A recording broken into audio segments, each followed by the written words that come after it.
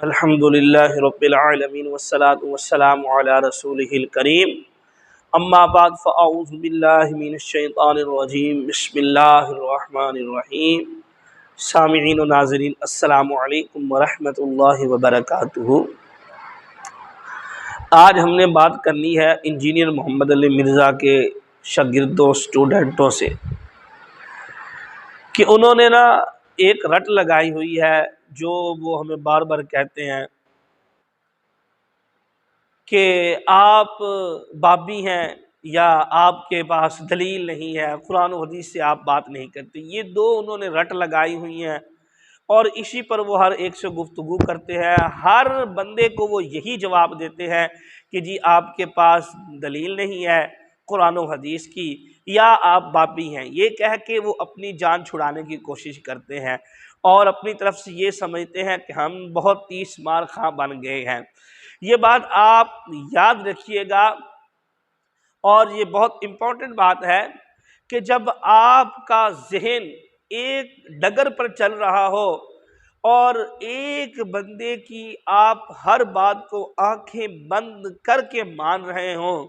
اور اس کو ہی آپ نے اپنا پیشوا مانا ہو اور اس کو آپ نے پتہ نہیں کیا سے کیا سمجھا ہوا ہو، تو پھر تعصب کی جو پٹی ہوتی ہے وہ اپنے انتہا کو پہنچ چکی ہوتی ہے۔ اگلے کی صحیح بات بھی آپ کو غلط نظر آ رہی ہوتی ہے اور اپنے لیڈر اور اپنے پیشوا کی غلط بات بھی آپ کو صحیح نظر آ رہی ہوتی ہے۔ اس کی اگر عملی تصویر دیکھنی ہے، مجھ سے کوئی پوچھے تو میں مرزا اور اس کے حواریوں کا نام لوں گا، لیکن اگر کوئی اس چیز کو نہیں مانے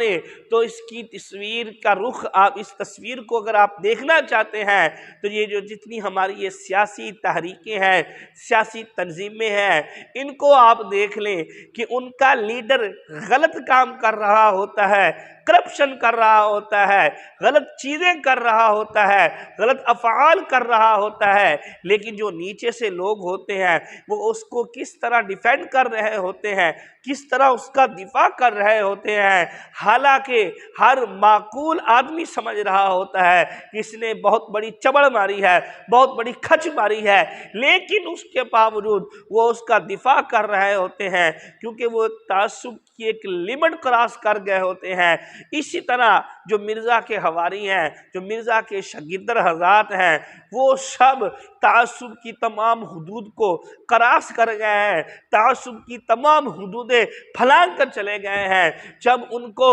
دلائل دیے جاتے ہیں قرآن و حدیث سے، اقوال اصحاب سے، اسلاف امت سے، تو اس وقت آگے سے جب کچھ نہیں بنتا تو کہہ دیں گے تمہارے پاس دلیل ہی نہیں ہے، کہہ دیں گے تم بابی ہو، کہہ دیں گے تمہارے اتنے ویوز نہیں ہے، اس کو لاکھوں میں دنیا سنتی ہے، تمہارے پاس یہ نہیں ہے، تمہارے یعنی دلیل کی طرف نہیں آئیں گے، اصل بات کی طرف نہیں آئیں گے، بلکہ اس بات سے دوڑیں گے، بھاگیں گے۔ الحمدللہ ہم نے جتنا بھی رد کیا اس کے جس مسئلے کا بھی اس میں احادیث پیش کی، دلائل پیش کیے، لیکن مرزا کے جو نیچے چمچے آ کر کمنٹ کرتے ہیں اس میں وہ بکواس کر رہے ہوتے ہیں کہ آپ نے حدیث نہیں پڑھی، آپ نے یہ نہیں بیان کیا، آپ حالانکہ ہم اوپر حدیث کے حوالے دکھاتے ہیں، سکین وغیرہ دکھاتے ہیں، لیکن اس کے باوجود یہ جو مرزا کے شاگردر حضرات ہیں بجائے سیدھے راستے کی طرف آنے کے، بجائے ماننے کے، وہی تعصب والی بات بابی کہہ کے چلے جائیں گے یا یہ کہہ کے چلے جائیں گے تمہارے پاس دلیل نہیں ہے،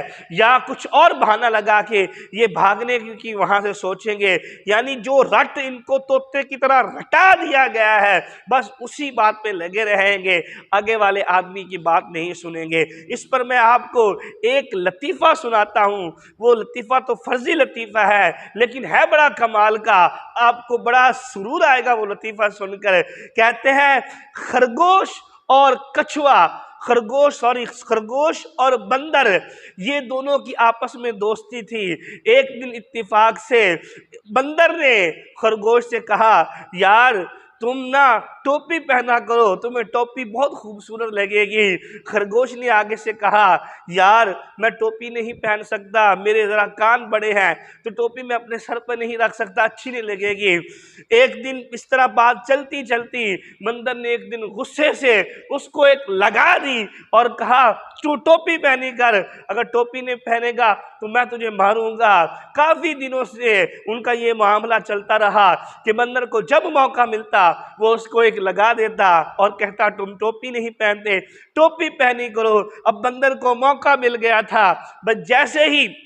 میں اس کو ننگا سر دیکھوں گا اس کو ایک لگا دوں گا، اس کو ایک لگا دی کروں گا۔ تو اس طرح بندر اپنی غصہ بھی نکال لیتا تھا اس خرگوش پر۔ خرگوش بڑا پریشان، بڑا بیچارہ سوچے میں اس سے کیسے جان چھڑاؤں۔ تو ایک دن اس نے جنگل کے بادشاہ سے اپنی شکایت کی کہ حضور یہ مجھے مارتا ہے بلا وجہ، میں نے اس کو کہا بھی ہے کہ میں ٹوپی نہیں پہن سکتا لیکن اس کے باوجود یہ آدمی مجھے مارتا ہے، یہ بندر مجھے مارتا ہے۔ تو جنگل کے بادشاہ نے بندر کو بلایا اور بندر کو سمجھایا کہ آپ نے آج کے بعد اس کو اس وجہ سے نہیں مارنا، اور کسی وجہ سے مار سکتے ہیں لیکن اس وجہ سے آپ نہیں مار سکتے کہ اس نے ٹوپی نہیں پہنی ہے۔ ان کی آپس میں دوستی پھر چل پڑی۔ ایک دن بندر نے اس کو کہا جاؤ یار سموسے لے کر آؤ، یہ فردی لطیفہ سنا رہا ہوں، سموسے لے کر آؤ اور ساتھ میں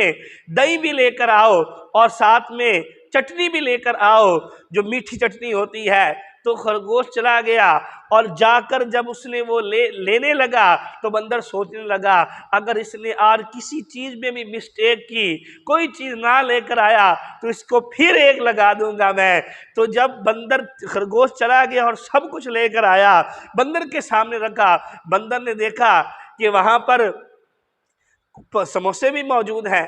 دہی بھی موجود ہے، چٹنی بھی موجود ہے۔ اس نے جیسے جیسے پوچھا تو خرگوش خوشی خوشی سے جواب دینے لگا۔ اب بندر کے پاس کچھ جواب نہ بن سکا، اس کو کچھ جواب نہ آیا، کچھ بہانہ نہ ملا کہ میں خرگوش کو کس طرح سزا دوں۔ تو آخر میں اس نے ایک لگا دی اور پھر وہی بات کر دی کہ تو نے ٹوپی کیوں نہیں پہنی، تو نے ٹوپی کیوں نہیں پہنی۔ یہاں پر ٹوپی کا مجال ہی نہیں بنتا، سوال ہی نہیں پیدا ہوتا تھا، لیکن کیونکہ وہ رٹا رٹایا تھا۔ اسی طرح مرزا کے جتنے چمچے ہیں، جتنے شاگرد ہیں، انہوں نے دو تین باتیں رٹی ہوئی ہوتی ہیں، وہی بات آگے جا کے کہہ دیتے ہیں، نہ دلیل کو دیکھتے ہیں، نہ حدیث کو دیکھتے ہیں، نہ قرآن کو دیکھتے ہیں، نہ علماء کے احترام کو دیکھتے ہیں، بس اپنی طرف سے بکواس پہ بکواس کیے جاتے ہیں اور علماء کو تانا دیے جاتے ہیں اور علماء سے بدتمیزی کیے جاتے ہیں۔ اللہ تعالیٰ ان کو ہدایت عطا فرمائے، وگرنہ یہ جس ڈنگر پر چل پڑے ہیں، جس رستے پہ چل پڑے ہیں، یہ پتہ نہیں کیا سے کیا بن جائیں گے اور پتہ نہیں کیا سے کیا ہو جائیں گے یہ لوگ۔ آپ اگر واقعی ہی علم دین کی تلاش میں ہیں تو جو علماء آپ کو دلائل دیتے ہیں، علماء جو آپ کو حوالے دکھاتے ہیں، ان کو مانو، ان کی مان کے چلو۔ اگر آپ کو ان میں کچھ سوال اٹھتا ہے تو وہ آپ تمیز کے ساتھ